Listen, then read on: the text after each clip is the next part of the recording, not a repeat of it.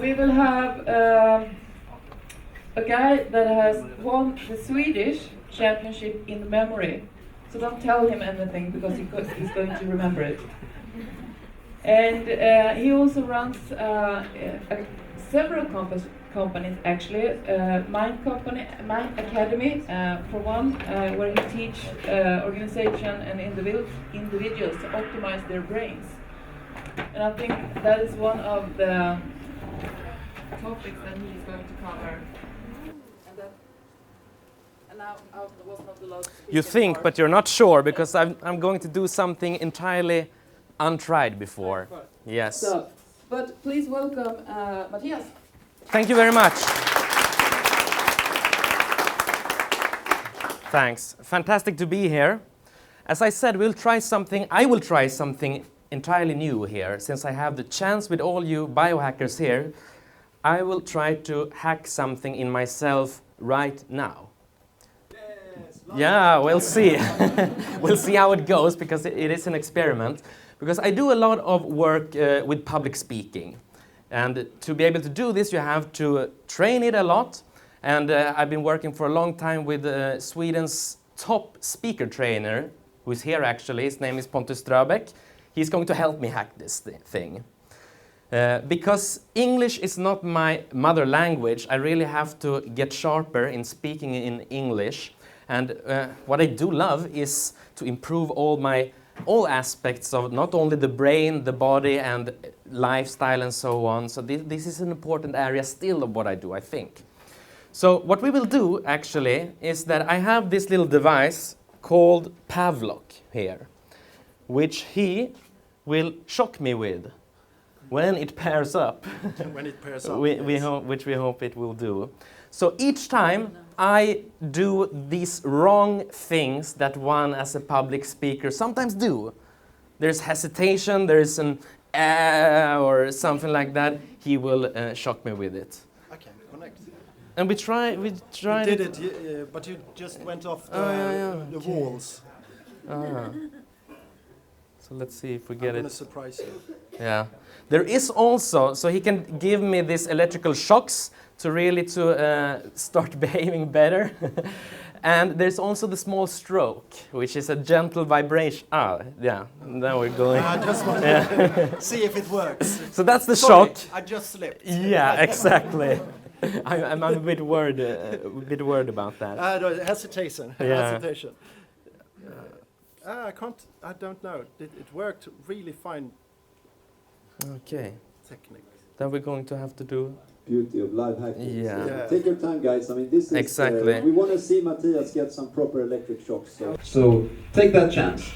Are you guys Yes. electric guinea pigs ready? We are on. Take Thanks, it away. man. I just want to say as well, you don't need to listen to Mattias and try to find the wrongs he does. Just listen to the content he has to say, and I can do my stuff and just see what he's doing wrong. And that's a smile I don't like. So Yeah, that's so we'll not see. that smile.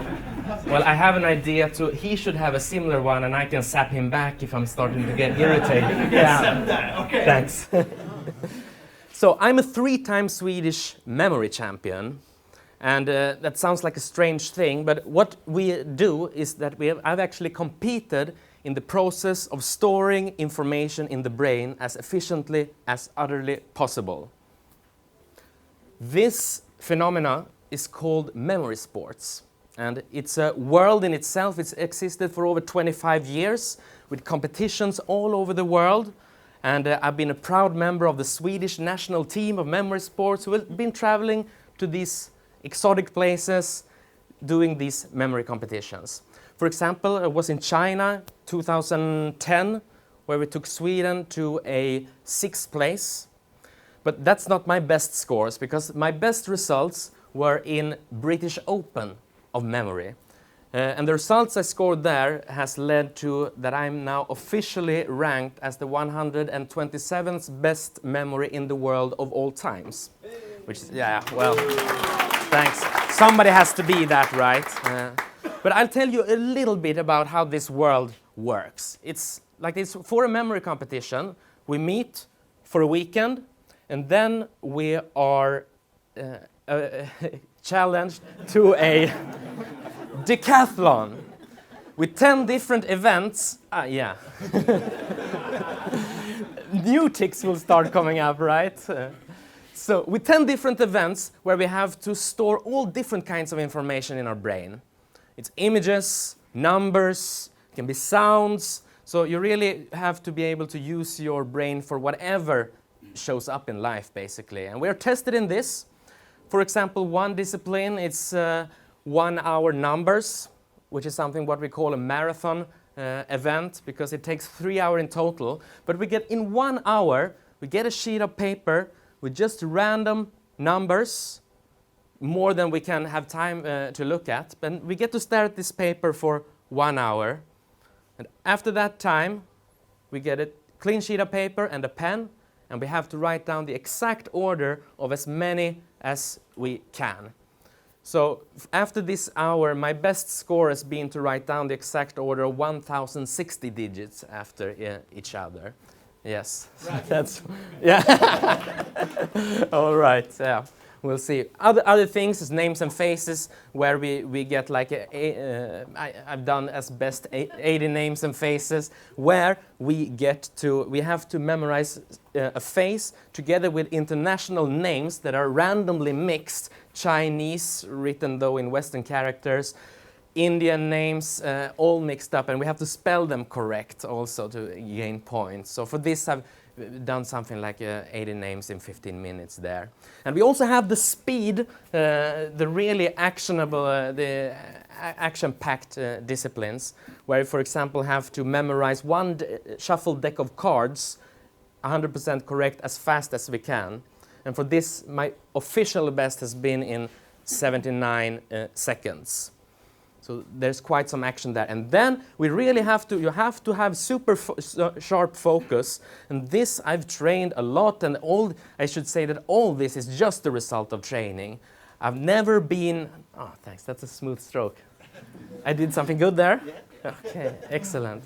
All this is the result of training. I'm not born with these skills. I don't have photographic memory, which is a myth of the brain, actually. And so it's all the result of training. And it's the basis of this kind of learning is to train your brain to automatically start thinking in images. That's the language of the brain where it can take in much more information than it could in other situations. So the funny thing, during this 25 years of memory sports that it's been around, everyone who does this, who competes in these levels, they do it in the same way.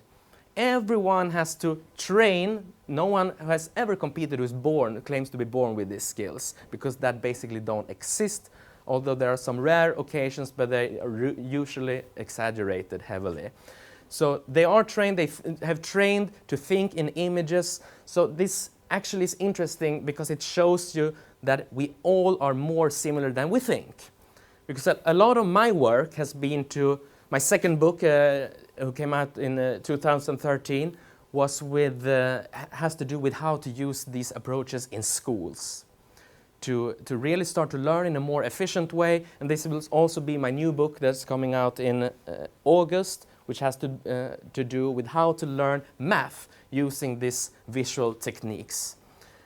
And it's interesting, memory really doesn't have so much to do with this stuff. Remembering is just a consequence of thinking in the correct way when you are taking in new information.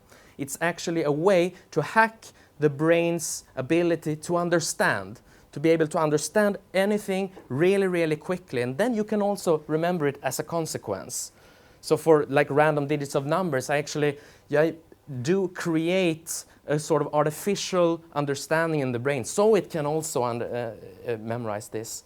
So it has never been done before, as I know, anywhere in the world, that how to apply these skills to math, to all math, because you don't really need to remember something. You just have to understand new concepts and being able to apply them in different situations. So that will be an interesting thing. And my fascination for brain optimization, it goes beyond just this memory training. That's my sort of core skill. But when I met Jonas Bergqvist, who you heard here with the fasting talk, he is really an amazing guy, one of the absolute top nutritional experts in Sweden. And I've learned a lot from him. And when we met and get to know each other, we thought, what will happen if we collect together top knowledge of the physical body and all those aspects, nutritional, functional medicine, with expert knowledge in how to use your brain in a more efficient way. We see this as you have to be able to upgrade both your software of the brain and the hardware of the body, and if you do that together, you get some really powerful stuff. And that's what we try to do with Succeeder, this side company that we have together. Also with my lovely wife, Christine, who is there.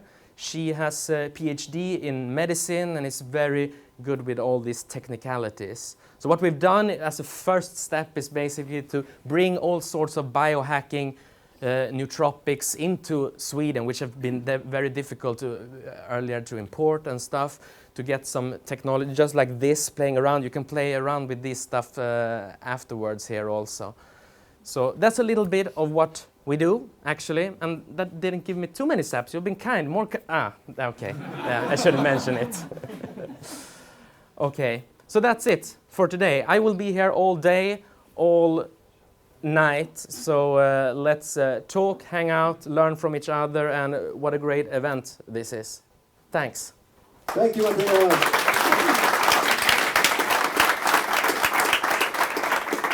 Well done, guys.